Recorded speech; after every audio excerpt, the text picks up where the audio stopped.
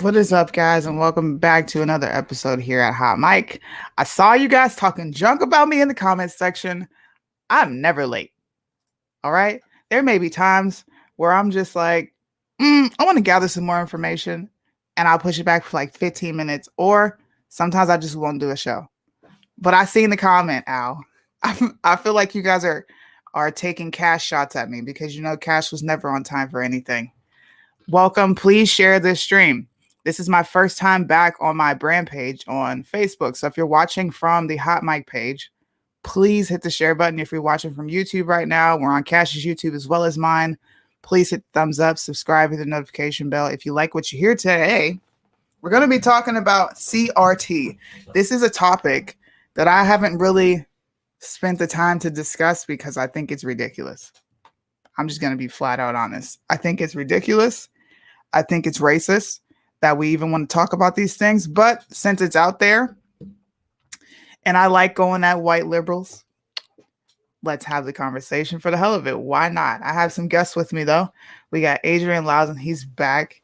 Everybody knows I love talking to this dude because he is like I like talking to people that have this, not even the same intelligence level, but just you're smart. You can see past the BS. I like it. You're flattering. You're flattering. No, I appreciate it. Jay is waiting. Okay, he's not ready yet. Go ahead. I'm sorry. No, I was just saying it's good to have a conversation with someone like yourself as well. You're just even keel and not offended. I love people who don't get offended. Facts, man. And we have a new guest. He has never been on the show. So everybody welcome William Thomas. Thanks for being here. Appreciate it. What's good? I was supposed to be on his show, but this time change trying to convert Japan to America, it messes me up. So I wanted you to come on here so we can actually have that discussion. Welcome. Yeah, I appreciate it. We have another guest. Everybody knows who he is. Well, we'll wait till he gets his camera set up. I'll leave it as a surprise because he's been MIA from Facebook for a minute. Guys, drop where you're from. And before we get started, please make sure you hit the like button. I'm looking at the likes in the corner and they don't match the live viewers. Please fix that for me. Hi, Christine. Kentucky. All right. We got Texas here. Hello from Brooklyn. Hello, everybody. Now we're going to go ahead and get started, and our special guest will hop in whenever he's got his stuff set up. I honestly don't pay attention to things that I feel are ridiculous. If you ask me a question on it, I will kind of look at the topic, research it, and give my commentary. But I think you guys may be a little bit more well-versed than me. Like I said, I don't waste my time on nonsense. So I'm gonna let William go first, and you tell me, or you tell the audience why we should reject this CRT. Okay. Yeah, absolutely. So we had just been talking about it, as you had mentioned, and CRT, critical race theory, is pretty much a divisive, discriminatory ideology, and it pretty much judges people on the basis of their skin color. And it places people into these little groups. And we have different offshoots of it. You know, we have intersectionality, we have identity politics, but it all ends up linking to that. And whenever you move it backwards, it all ends up going into Marxism pretty much. Identity is the means, and Marxism is the end. Facts. Okay. What about you, Adrian? Yeah, so I'm going to try to keep a balanced view. I don't support critical race theory for the fact that it's an outward-looking perspective. It points fingers at everyone else, and it totally absolves responsibility of anybody for their own actions. Of course, as William stated, the concept of intersectionality and everything it literally promotes the idea that everything in America is racist. But there are some components that we'll get into later on tonight that I think that people who talk about critical race theory from a non-legal perspective are unaware of.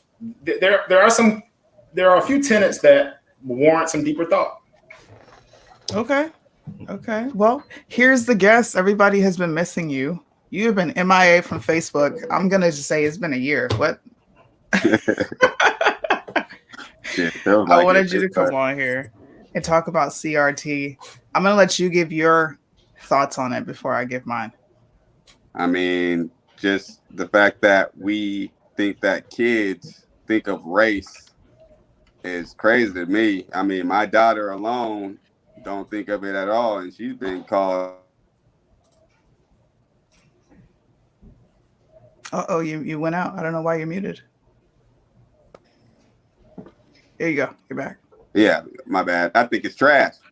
I mean, we're Yeah. teaching kids pretty much how to hate themselves based off of something that they don't even understand. When, for the most part, they only see love. So I mean, we're putting that into their face before they even get an opportunity to experience what being friends is at least. So I mean, I don't approve of it. Well, I'm gonna show you guys something, and it ties into what we're talking about when it comes to um, kids. I was having a conversation with my kids one morning, just like we do every morning, and my daughters were talking about Dora the Explorer. And I said, she's Guatemalan, right? And they started cracking up. No, she's not. She's Mexican. I'm like, oh, okay, well, well, that's cool. And then she mentioned something about herself. I didn't, this is not scripted. This is not anything that I told her to say. These are her literal thoughts. I don't even know if I shared the audio. I'm so bad at this. I hate it. Here we go. I'm going to mute you. I can hear you back, girl. You said Dora was Mexican, right? And I said, I think she's Guatemalan. And then I said, I said, what are you? And what'd you say? American. You have to say it louder. They can't hear you. I said I'm American. Wow. Did you hear that from the kids' mouth? You're English. We're English? Yeah. No, we're American, but we speak English. Yeah, England. We're not from England. Notice they don't even mention race, not one time. What they mention is nationality and where you're from. I think critical race theory takes that innocence away from kids and it makes them pay attention to whatever skin color they are. My children have never cared about skin color. When they do see somebody that looks different from them, my son used to say, hey, that person is beige. He wouldn't even say white. He really wouldn't even say black. Well, that person is brown. Or my dad, he's just light brown. But at the end of the day, they recognize people as simply Americans. CRT takes that away from kids. It makes white kids feel bad for being white. It makes black kids feel like a victim for simply being black. I don't understand why this is really wanting to be pushed in schools other than to emphasize that there's racists in America so they can push all the other pieces of legislation through, which is ultimately communism. It's socialism. What else would it be? I'm going to let you guys comment and get further into it because Adrian, you mentioned some things that could have a deeper look into it. What do you got? Yeah, so I would like for us to at least go back and just give a perspective of the definition of what do we think the theory proposes or what is critical race theory and talk about that first, because I think that a lot of people, well, once there is no consistency to what critical race theory is. It's not like the theory of evolution or the theory of plate tectonics. It's a malleable concept that, depending on where it's being taught, has different foundational precepts. So let's talk about, if you don't mind, Suni, just each person, or you can give your view of what is critical race theory. I know we talked about how we feel about it, but you know how I feel about feelings. Mm-hmm. Just from my understanding, it's examining critically the issues of race. That's the only thing I took from it. And I don't want to say social justice, because I don't think it's social justice. I think it's a liberal approach to like racial justice. And I don't understand why we even have that term rolling around. What is racial justice? I looked at this stuff. I'm like, what is racial justice? Like, what does that mean? Why do we need racial justice? And why is it needed in school? So For me, that's what critical race theory is at its base. Yeah. So the concept was coined, a few decades ago, obviously in California, because that's where all liberal concepts are formed. But the idea that the laws in America are all centered around a power structure that only focuses on a certain group of people. Now, I will use words that I don't normally use on this live, just to help the people watching understand what I'm saying. And so when I use terms like white and black, this is not normal vernacular for me, but most people wouldn't understand what I'm saying otherwise. So the idea that everything in America was designed around white people, all of the laws, the Constitution, the Bill of Rights was all designed with white people in mind. And then everybody else is just an afterthought and a victim of said foundation. And the laws that are on our books today are still a reflection of, and I'm just giving you an idea of some of the things that are taught in the legal perspective of critical race theory. Not that I believe or subject to these ideologies. I'm just giving you a view of what some of the scholars think about CRT.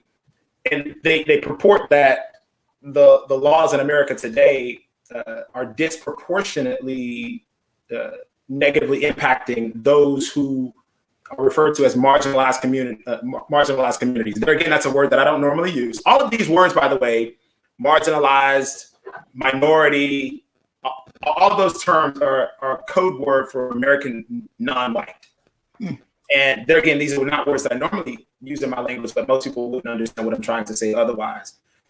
So CRT has this as a legal concept in the idea that our laws were written and are still focusing on a power structure of people that have pale skins or are considered white. And so I don't know if our guests is my show, your guests, simply think about the idea that laws in America can be disproportionate in the way that they treat people. What do you guys think? What do you think, William? Oh, sorry. Let me unmute you. There you go. Okay. I don't have to do Charlie Chapman. Anyway, so what ended up happening, one of the guys who actually pushed the theory was Derek Bell. And for those who asked in the chat, I'm from Pittsburgh, and that's where Derek Bell was from. He was a law professor, and just like Adrian had actually spoke about, a lot of this came out of the critical theory, which had to do with the laws more so. And I think that there was a necessity at a time for something of the sort, because we all know that there was a time where the laws were put in place to, keep people in certain places by way of race. But I just don't see the necessity of these things now, or at least I think that we need to have some type of growth or evolution. I'm certainly for teaching of history. I'm certainly for teaching of we know that there's racism that happens, but critical race theory would have you believe that we're sitting in the 1950s and Jim Crow South right now, and it's just we're just in a terrible place. And if you're black, you should feel bad, all day, because there's always this white person over you. Fair enough. What do you got on the Jaylani? I mean, I mainly talk to a lot of the older guys, and all I keep running into is the same thing, that we're never going to really get past any of this because the system is working against us.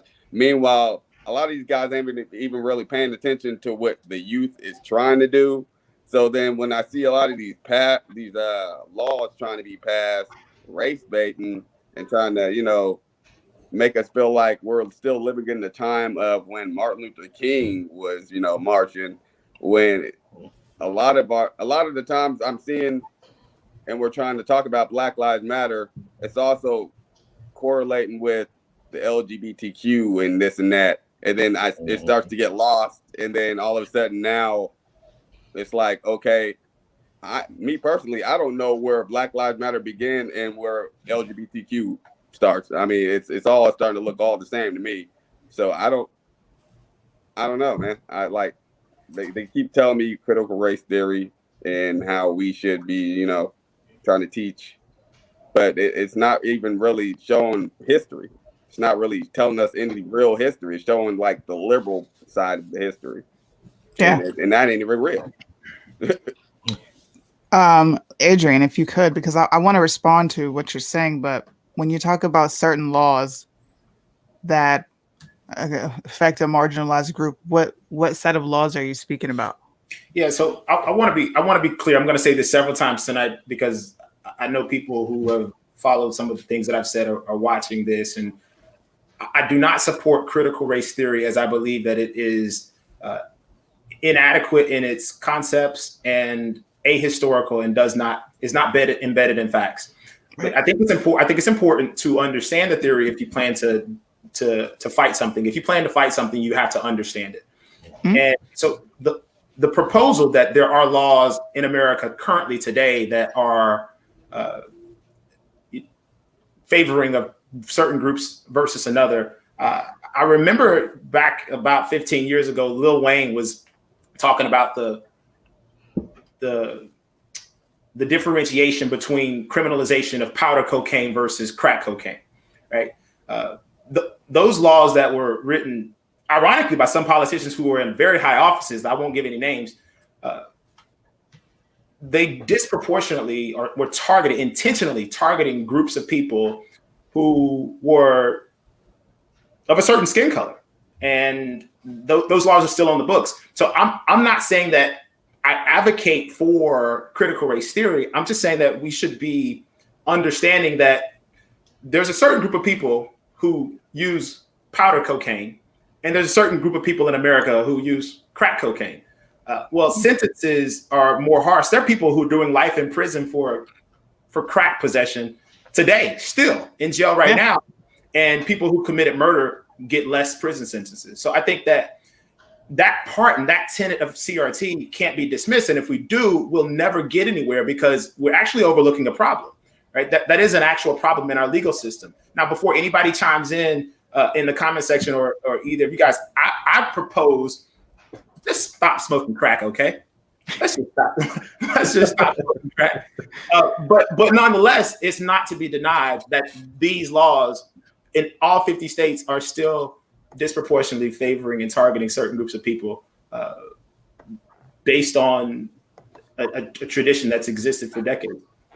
I mean, I'll back you on that because I talk about the 94 crime bill all the time. When you look at who the 94 crime bill is affecting, it's predominantly Black folks for the reasons that you said. You get more time for marijuana than you do for cocaine. That right there is absurd.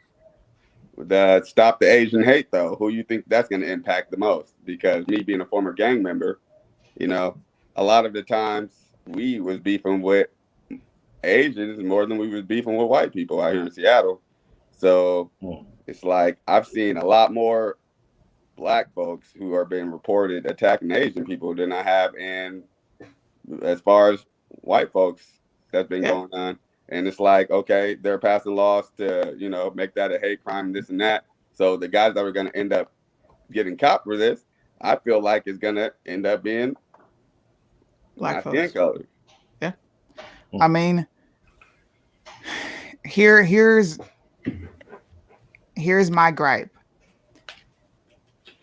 If there are certain parts of CRT that are relevant to what we need to be looking at today, then center it towards adults. Don't put it in schools. Don't have kids worried about white, Black. They need to be worried about learning, math, reading. All that other stuff is doesn't really matter to them, and it's secondary. So I get it.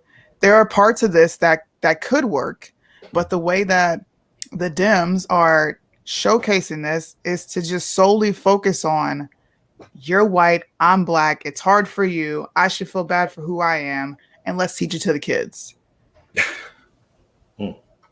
I mean, if we just really break it down to what it is, it's racist, man.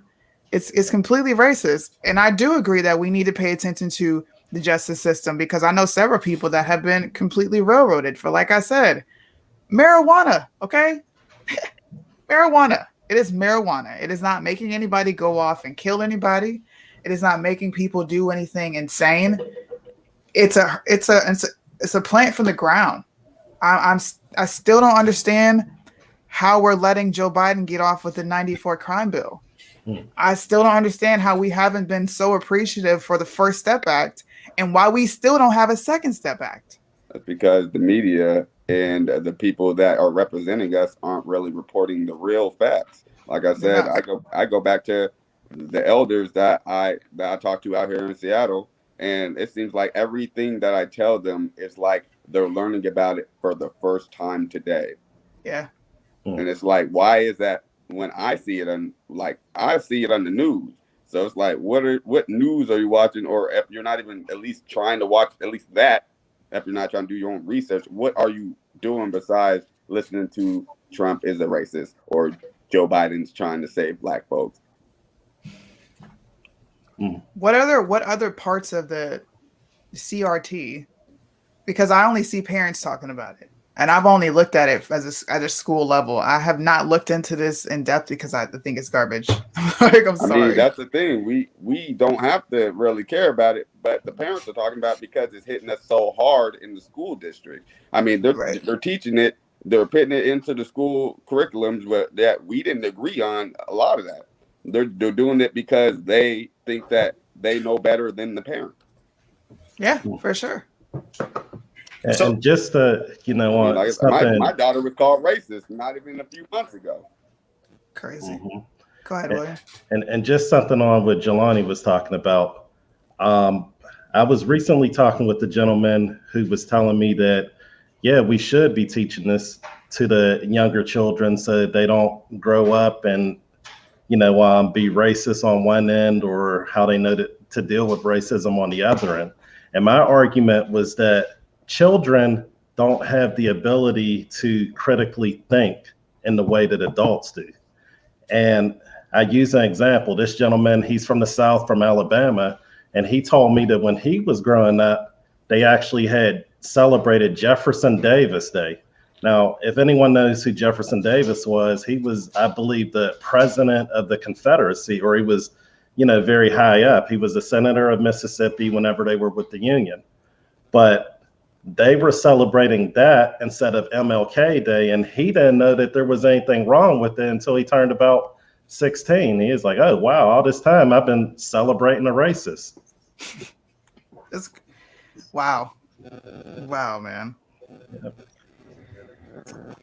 I want to relate this to, I like to keep the shows current to culture. So we're talking about CRT, which is something that they're heavily pushing, which is another thing that the way they're pushing it, it doesn't benefit the Black community the way they think it's going to, just as well as Juneteenth. Like, they push these things that have nothing to do with the issues that are occurring. Critical race theory, in the way that they're pushing it, has nothing to do with the kids, and that's not what's hindering the Black community. Juneteenth, I think these are all pandering tools. These are all tools to give breadcrumbs to the Black community without actually helping. And I'm actually, for one, I'm tired of it. Just me. I'm just like, we got, like he just said, we got the Asian hate bill. You got LGBTQ using the Civil Rights Act, parts of it. You have all these people using the Black plight, and then we don't reap any of the benefits. Go ahead, Adrian. No, I think that what you stated is the problem. And it's so simple. We talked about this last time, Suni. It is so simple that people will not understand it. And here is this. When we, in America, we do something that nowhere else in the world, we assign tribes based off of physical appearances. It is not natural, and it will never work. So when we talk about the Black community, we have said that people, and what we say when we say this, and this is the construct that has existed in America for hundreds of years. When we say that the Black community, what we're saying is that the commune of people, the group of people that look the same, irrespective of their ideologies, beliefs, practices, and traditions, they all belong in a community. Well, if I'm walking down the street and someone looks like me, I don't know you. I don't know you, bro. So listen, it's like the whole idea that a person, because of the way they look, they belong in a community together. And our laws are being written that way to cater to a group of people based off of physical appearances. And so like this Juneteenth legislation, I appreciate the holiday, but it doesn't teach the fact that there are millions of people that look like me in America that are not descendants of American slaves. There are millions of people that look like me, and when I say look like me, that have similar shades of skin as I do, that have no reason to celebrate. They're not even American citizens. And so it's absolutely ridiculous to propose legislation. And now, don't get me wrong, I think I personally believe that it's a good thing to celebrate any triumphs of history. And I think the abolition of slavery is a triumph of America. America is one of the few nations that has proactively sought to rid its shores of slavery. There is slavery still going on in the world today, in Pakistan, the Uyghurs in China. I mean, I'm not talking about like disenfranchised in terms of socioeconomically. I'm talking about slaves in chains to a wall, from sex trafficking. It still exists. And we put our heads in the sand in America and pretend like it doesn't happen. And slavery was abolished in the 1800s because a couple of people went down to Texas. No, there's slavery still taking place in the world today. And so the fact that we have managed to abolish this atrocious act, we should applaud it. But at the same time, we should not overlook the fact that there is an immense amount of detriment in America today amongst poor people. Yeah. Anybody want to respond to that? You're muted. I got my situation fixed. I'm about to say something, back out, and then come back in. Okay. I had a situation at work actually because I was trying to figure out why I couldn't move up. You know what I'm saying? And it turns out the guy didn't agree with my views politically, not really about my race. Well, it kind of played a factor too because I was a black man. He didn't agree that I was a conservative Republican who was trying to teach people to, self-accountability. But then after I just worked past that guy, I was able to get my position, a higher position. But the one person that seemed like was fighting against me to get my position was someone who looked exactly like me, while at the same time trying to tell me that the white man wasn't going to give us anything. So it's like, at what point are we going to stop the bullshit? Because in reality, I mean, it's all us grown-ups that need to have this conversation again. With the kids, my daughter, she doesn't care about that. Her friends, they definitely don't care about that. But yet, when it comes to her interacting with somebody that is of darker skin, if it's just that she just doesn't like them, she'll be criticized or be called a racist. And she's been called that at the playground. And I'm like, you kids don't even know what racism is. Yeah. It's man, these are the things that really make me cringe about having to be stationed back in the US. I love my country. My husband is active duty. We serve it as a family. He serves on the front lines. But when you have to worry about your kid being called a racist because they don't want to talk about white or black and they don't really give a flying fuck what color you are, that is absurd. It's to the point where kindergartners are talking about Joe Biden and Trump. My daughter and my kids are very firm in their beliefs, and I'm glad that we've instilled that in them. She's like, Mom, somebody said Trump is an evil red man. And I was like, well, what do you think about it? Well, Joe Biden makes us wear a mask, so I don't like Joe Biden. High five. This stuff, I really wish they would leave it to adults and allow us to sit and actually talk about it as a country. We're a republic. We're not a dictatorship where you just get to pass these things and say, this is what your kid is learning, deal with it. But slowly America's turning into that. It's absurd to me, honestly. It's crazy. Well, Suni, only thing I would say about that is that we're only hearing about it more so in the news right now because it's being pushed in the schools. But for years, it's actually been going on, in different avenues. It may go under different names. It may go under, racial sensitivity training, diversity training, or whatever it is. It's happening in it's happening in the military.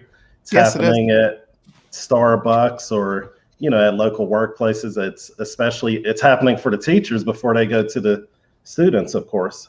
So they have to actually sit through this training as adults. And if you're a white, I feel bad for if you're white right now because you're sitting there being told that this and that, and if you disagree, then that's just your white fragility going on, or it's because you're inherently racist. That's why you think that way. So it kind of takes the conversation out of the conversation by changing the wordplay.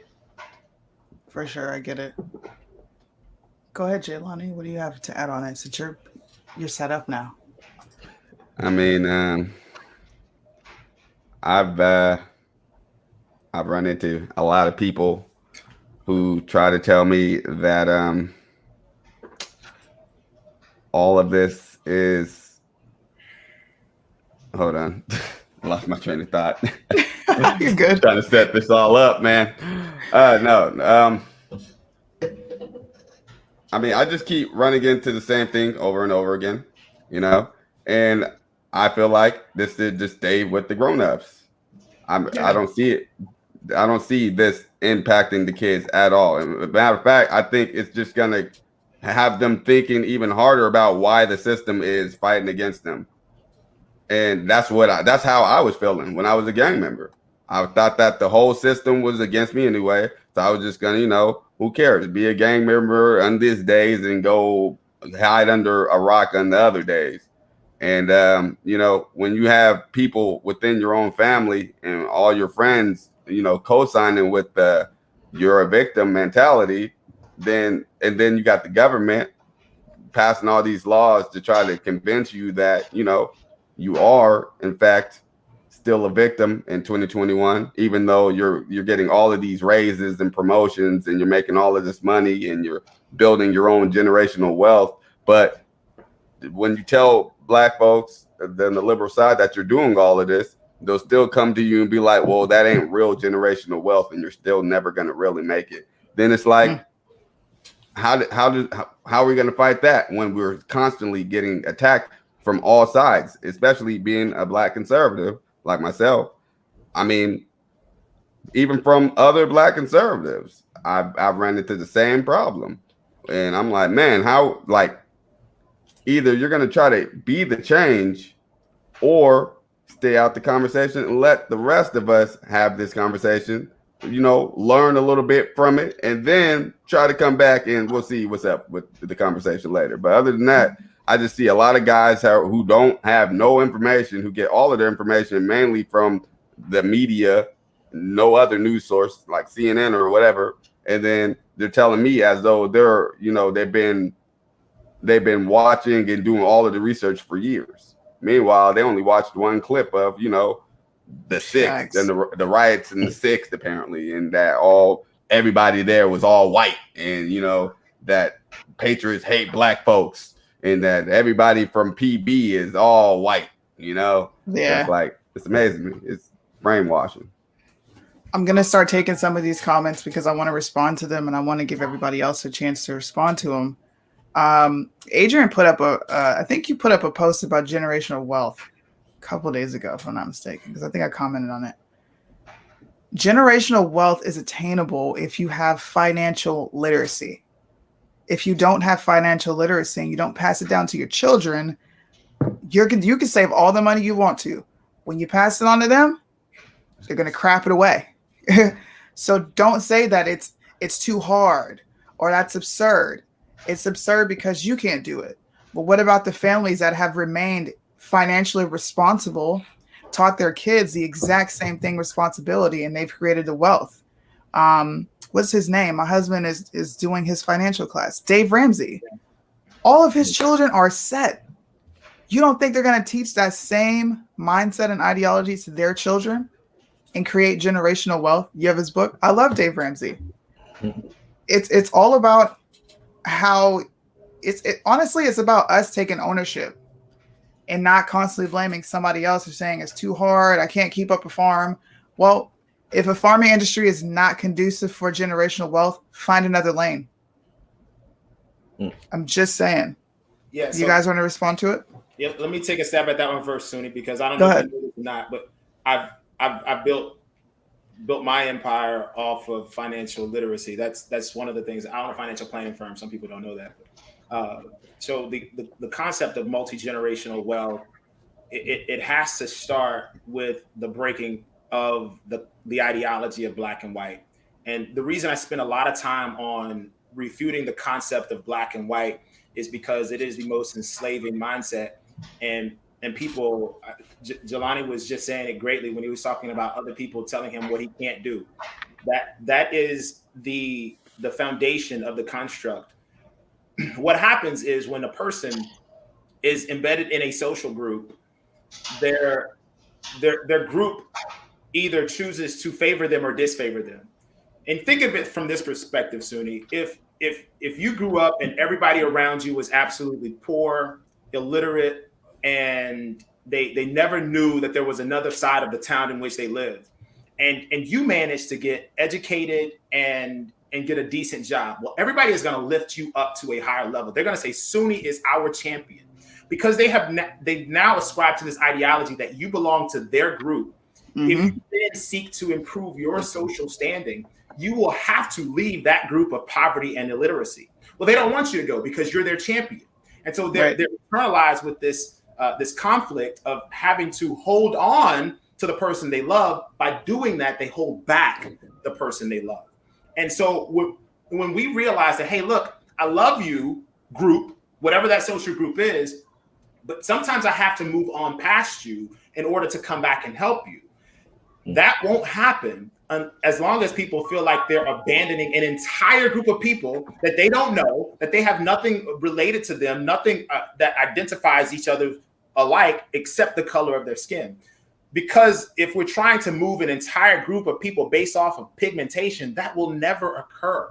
So multi-generational wealth, it starts with first being mentally free. And the greatest chains on people in America today is the chains of pigmentation. Yeah. CRT, teaching people you can't do that. This ties right into that. You can't create generational wealth. Yes, you can. I'm telling you, my uncle came from absolute dirt.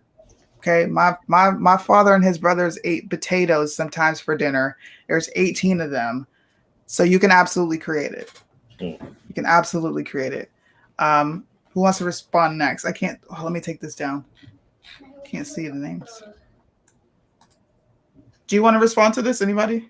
William, do you want to respond to her just comment? real quick. I appreciate Adrian being in the financial literacy and financial wealth building industry, because I think that's huge. And it kind of reminds me what he's talking about. It reminds me of whenever they say that if you took all the money in the world and just evenly distribute it between everyone, it's going to find its way back into the pockets of the same people in most situations. Yes. And one of them, and I used to listen. I still do. I listen to a lot of Jim Rohn, and he had said, before you go onto that road of trying to be a millionaire, it's best that you become a millionaire mentally. The challenge is that with these type of theories, the end game is not really financial freedom. The end game is not excellence. The end game is pretty much equity of everything. That's why I said it ends up leading into Marxism. So, at the beginning when we were talking about with critical race theory and where it came from, I do agree that there were some reasons for the starting of this type of conversation, but the end place of where it goes and how they implement it, that's where the big problem ends up coming up. Facts. I agree with that. What about you, Jelani? When I first, they call it red pilling, I guess. Yeah.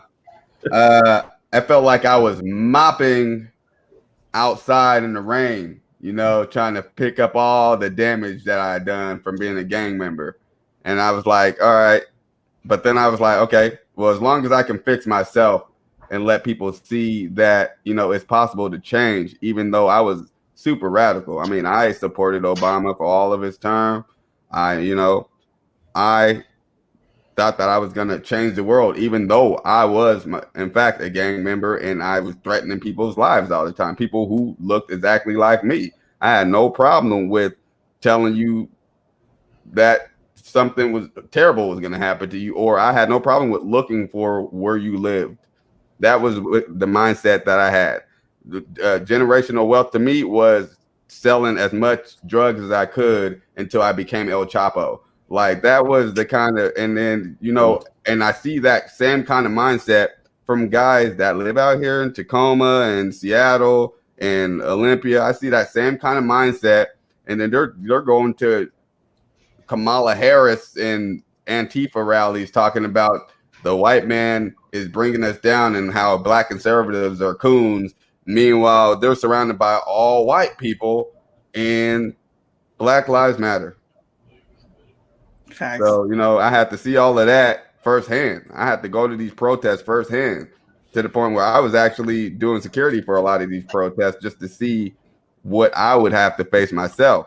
And I was called, I was told that I didn't even hang out with black people. Meanwhile, my whole family, I sent you a picture of what they posted about the events that are about to be going on in Seattle. Talk about everything black, and it shows a picture of my family with the captions showing that all of the events that they're about to be doing for tomorrow. So I'm like, are they gonna pay my family for using their pictures all the time? Like, don't Aunt Jemima us. Like, listen, I don't want to be your people's spokesperson for all things black if it ain't even gonna impact America at all. Facts. I agree with that. Hey, can I ask a question, Jelani, on that one, Sunny? His last statement about not being a spokesperson for everything or everyone black. Why not? Because skin color don't matter to me. My daughter's not gonna see blackness when she looks at the screen. She's gonna see her dad, and I hope that people don't just see me as just a black guy. I hope people see me as someone who's trying to make change. Change begins with us scrapping that whole race or the whole skin color. I mean, yes, I understand that slavery happened. I understand that, racism happened, but I do understand that a lot of that happened with Democrats.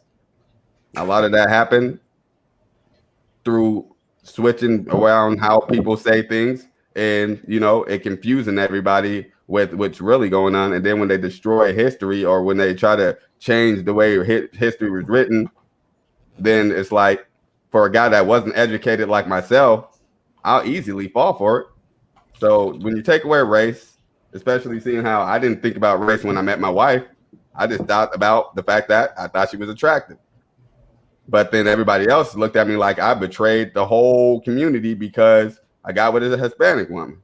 Meanwhile, we're supposed to be marching in unity with the same people just because of the border crisis. So am I not allowed to love her because she's Spanish, but at the same time we're marching together because apparently Trump is a racist because he don't want nobody to come over here? And it's so much that we have to deal with just because everybody want to attach race to it. And by me taking that out, I've been way happier. And I mean, out here, at least in Washington State, I got the Republican Party. I mean, they're following me hard. So I mean, if that is the party of racism, then I guess they're highly confused. I'm a PCO out here in Pierce County, so I mean, I'm doing my best to help make change. Yeah, I love. Oh, go ahead. I'm sorry. It's your show. I love that response, and I was just gonna just throw something back. Go ahead. No, go ahead. No, so I firmly believe that there will be no progress until the construct of race is dismantled. Because what Jelani just talked about was was actually another one of the tenets of critical race theory, to which I agree. Critical race theory actually talks about how race intersects through every aspect of American society. It actually says that racism intersects through every, that's the concept of intersectionality, intersects through every part of American society. I think that race intersects through every aspect of American society because America was not built on racism. America was built on race. The whole construct of race is where we live through it today. And you marry someone that you love, and I don't know who you were talking about when you said that they didn't approve of it, but that happens. That happens because there is a perception that because your wife doesn't have the exact same skin color as you, that she is somehow of a different race. And that you just experienced that. And well, I don't know how long you've been married, but you've experienced what 11 years. Yeah, that's good for you. I like that. But what you just described is what race has done to the psyche of Americans, and we are embedded in the construct. Even people who love you, if you look at my wife her skin color is not like mine. And I'll never forget when we first met. My mom and my dad were born in the 1940s. And so my mother was born in the 1940s in the South. And so she just is not as comfortable around certain people as you could probably expect from somebody who literally picked cotton in the 1950s, right? I mean, not by force, but it was just a way of life in the South in the 40s, 50s, and 60s, in early 60s.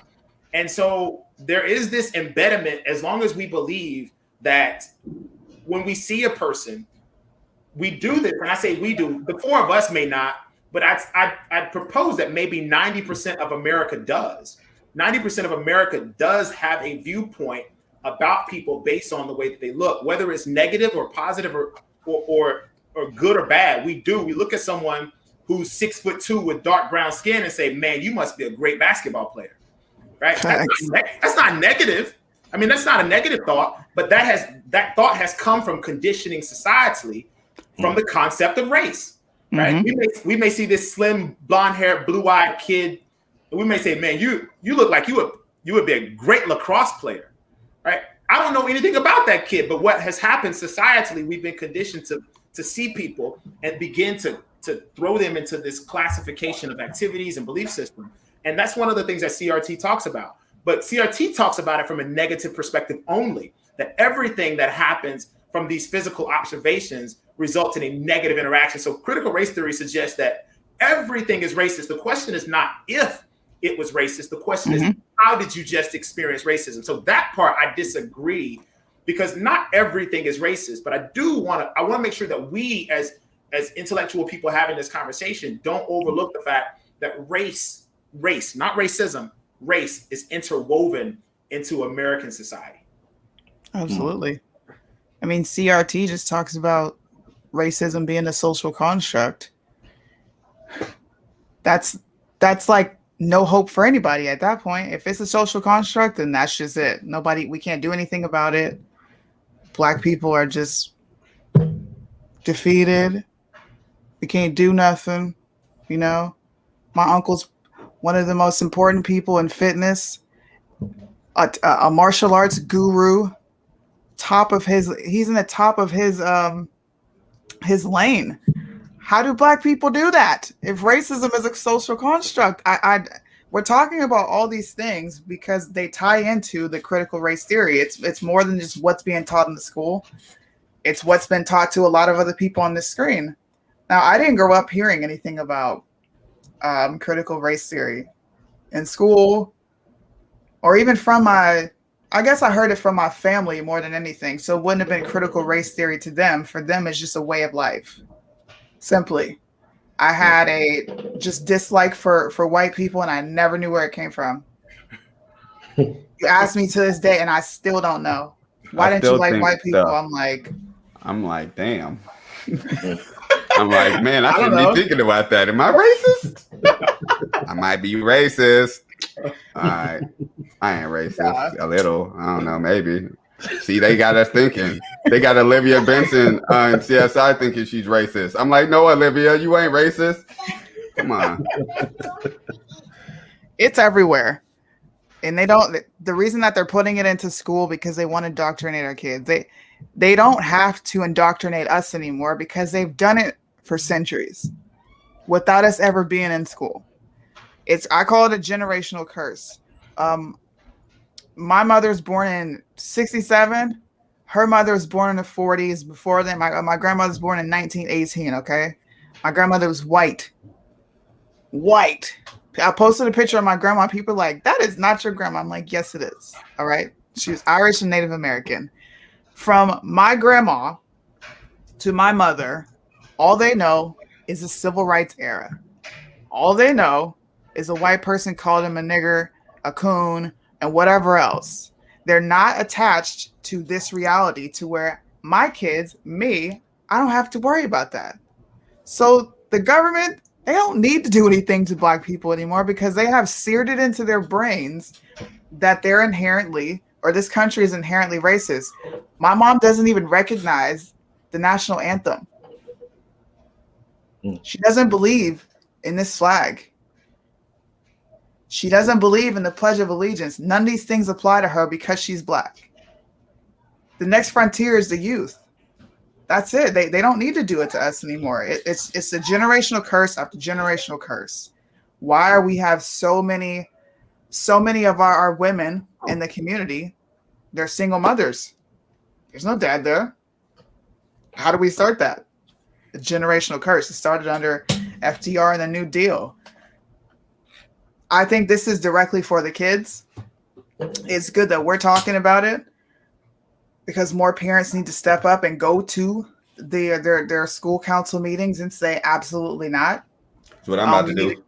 You need to go to your representatives and say absolutely not and stand up. We're not oppressed. I can go be whatever I want to be. Okay, I can go work a job and make more than half of the white people in this country. You know why? Because I went and got a cert. I didn't go to school for 4 years. I like computers. I'm gonna go be a nerd and get a cert. I can come out making $80K a year. How is that oppression? And then all this is just going to end up trickling on over to the Latin community once they start really the border crisis, starts Absolutely. to settle. I mean, my wife herself, I mean, I don't want to be throwing her business all out there, but, she has been going through she's been going through it, having to watch all of this stuff because, I mean, she was a victim of stuff like this back when she was a child. So then she's looking like, oh my God, like that could have been me. Like I could have been thrown over the border, this and that. And then when they come over here, they're not going to have that education that, will prevent them from falling for the BS that the government's going to throw at them. So then when they see all this Black Lives Matter and the critical race theory being taught, they're going to instantly think that one, white people are evil, and two, Black folks are getting attacked. So why wouldn't they? Yeah. Facts. Well, I'm going to let you guys give your closing statements. You can go ahead. I keep forgetting your name. I don't like that. I'm really good with names. Okay, William. It's in my head now. All right. I would say overall that in looking at history, first off, with little children, that it's important that we, gauge everything. We have children who can't even read right now. Yes. And over this 2020 year and the beginning of 2021, it's probably a whole lot worse, especially in the public education realm. So I would really urge everyone, talk to your representatives and push back against this and get them on focusing on getting the kids to know how to read, how to write, how to do math. And that's just the basics, because me personally, I'm like, well, no one knows how to write a check, or no one knows how to, balance, their bank account or different things like that. That's, secondary level, but it's really more important in the long run. Mm-hmm. So before we focus on telling someone that, because of the color of your skin, that you have to, worry about, all of these different atrocities that you're going to live through the rest of your life. We really need to focus on getting these kids on track with the basics. And, just like Frederick Douglass said, in fact, Frederick Douglass, he just said, leave them alone. Yeah. They'll figure it out. Facts. Want to go next, Adrian? Yeah, I want to.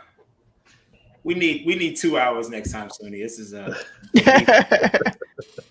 so I think that we've all discussed personal experiences that are founded from critical race. I want to push back just a little bit on the great opposition of teaching critical race theory in school. So very few public school systems are actually putting in their curriculum anything about CRT or critical race theory. It is really a political football, and it gets people excited, and it's actually not a big topic inside the school systems. This is something that gets people talking points. And so if you vote for me, I'll make sure that critical race theory is never taught in our schools. And it's like, well, wait a minute, is that even on the docket of curriculum? And in many cases, it's not. It's really a political football. And so it's been taught in colleges and in college campuses around the country for over 40 years. Critical race theory has been taught in legal studies. But I do think that when Suni, you talked about how you grew up hating people with lighter colored skin, and to this day, you still don't know why.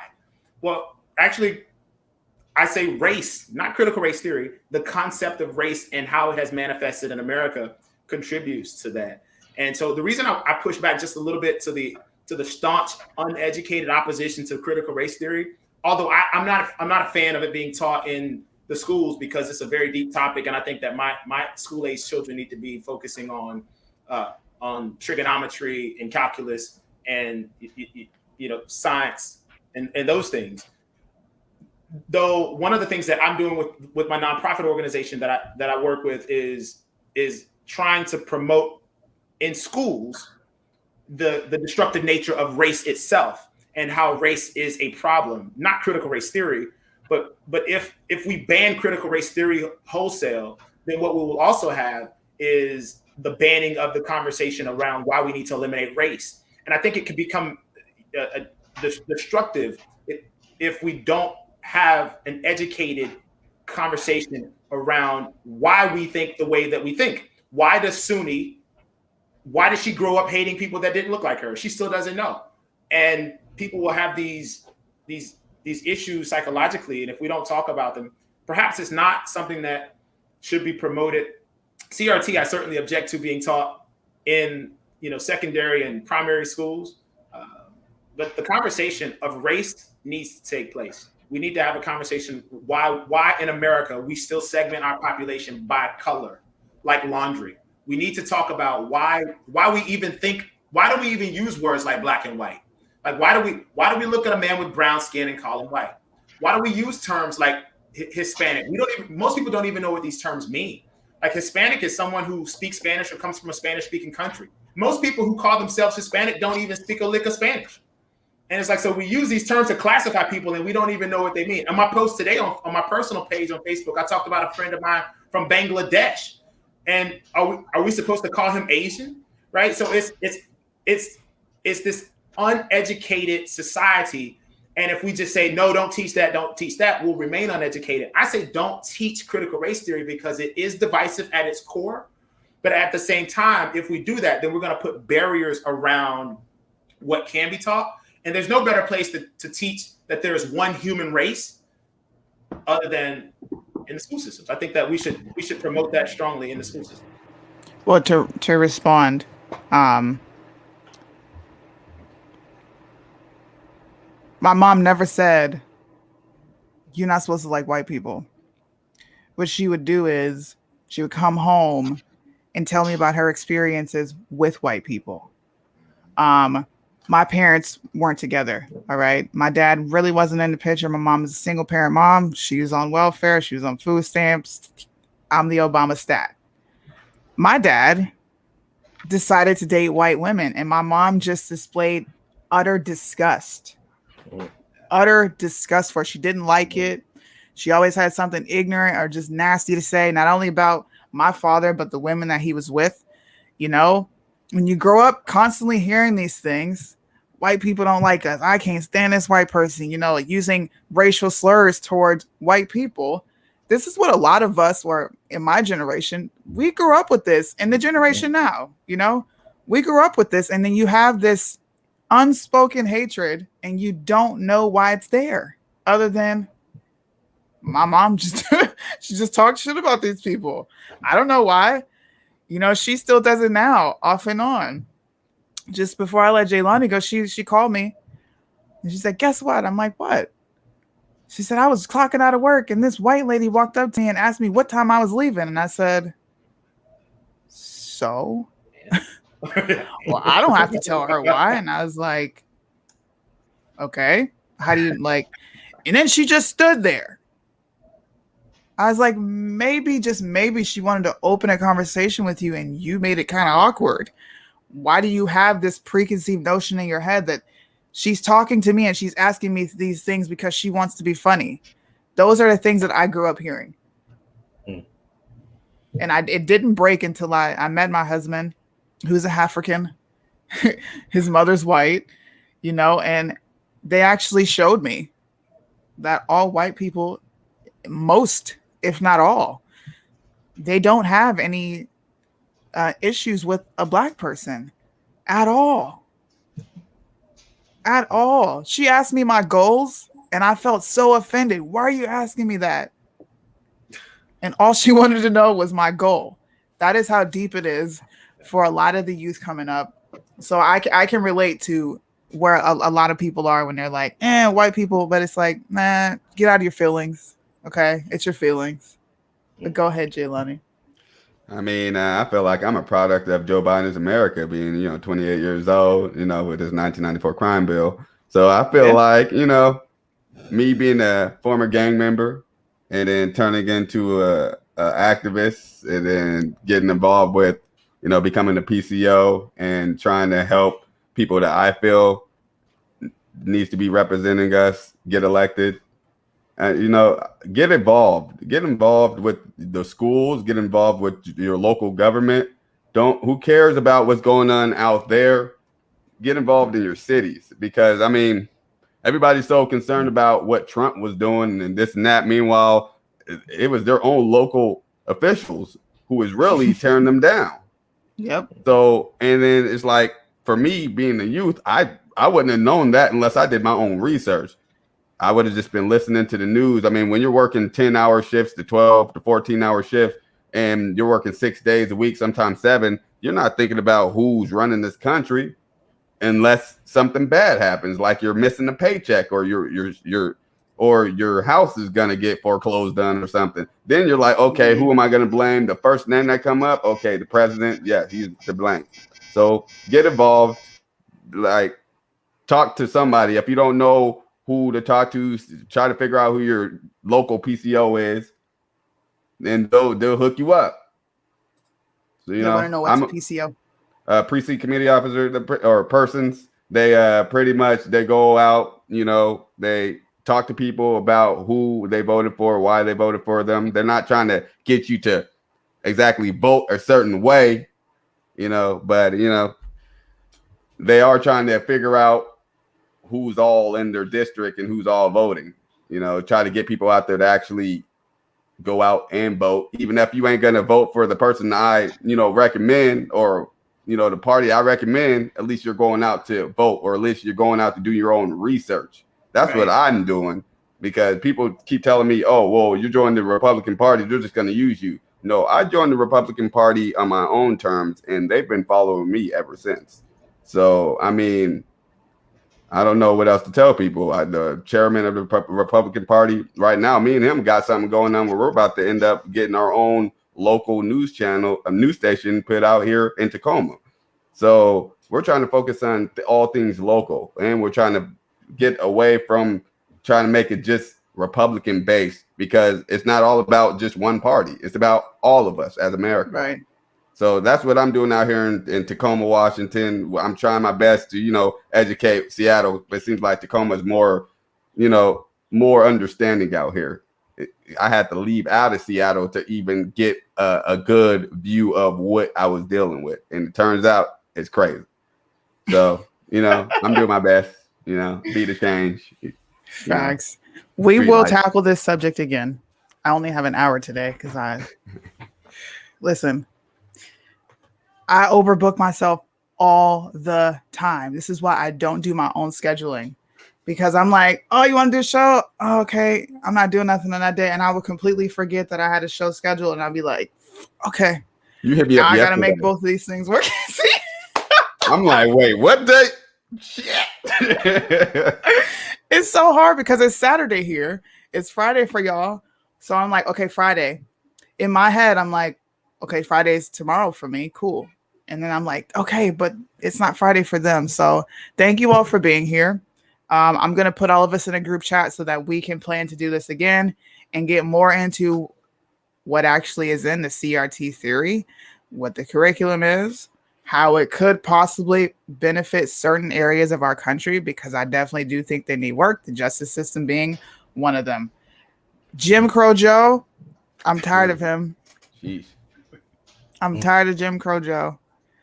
And I'm gonna keep hammering this Juneteenth thing. I know people, they're like, why are you so mad? I'm like, aren't you tired of getting scraps?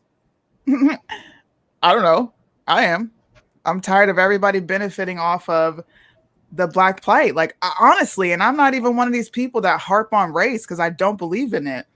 But you're taking advantage of this demographic repeatedly, man. And then you're leaving them in these disgusting circumstances and situations. Somebody needs to step up and say something. And I've only seen the brown conservatives doing it. You don't see the brown liberals. Just saying. So thank you guys for being here. Thank you, everybody, for tuning in. Please make sure you share this live. Please make sure if you're watching on YouTube that you hit the thumbs up, you subscribe, hit the notification bell so that you don't miss another video. I think I'm going over to Liberty Revolt. Maybe. We'll see.